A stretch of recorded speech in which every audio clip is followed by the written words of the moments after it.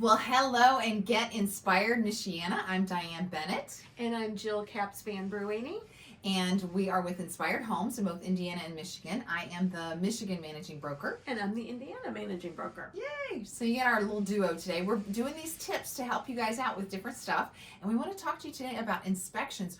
What is a home inspection, right? Right. So a home inspection is when you hire a professional to come and look at the house that you are purchasing, and they go through the home and they check out the electrical and the plumbing and the roof and the basement and looking for cracks in foundations, and you just hire this professional who does this all the time to look at everything for you. Oh, absolutely. Right. And so a lot of people ask, who's responsible for that cost? Well, technically it's the buyer. Usually, I should say, it's the buyer that's responsible for it. And you just want to make sure that you're doing one. I mean, this is one of the biggest purchases of your life. So you want Right, to make they're not sure... required, but we highly recommend them. Correct. They are not required. So and then as far as attending, who can attend?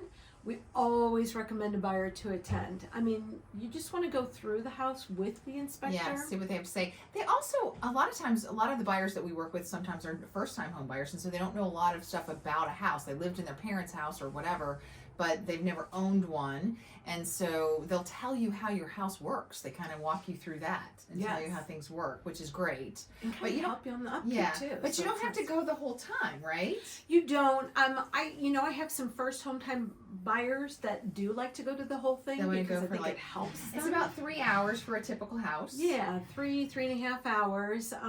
But you don't. Especially if you've been through it before, it's you may only need to go the last half hour. Right.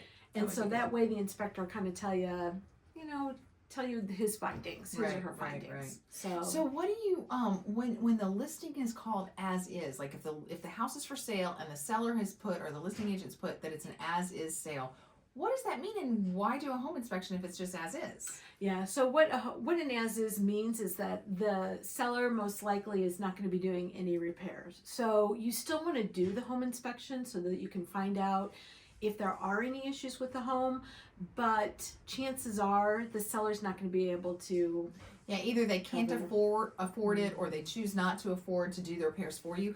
But you want to know what you're in for, because it's almost more important to do inspection when it's listed as is than when it's not. Oh, absolutely.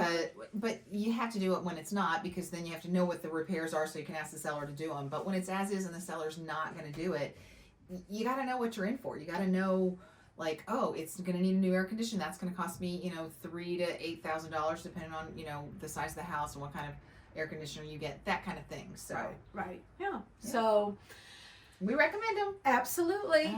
So thanks for watching the Jill and Diane show.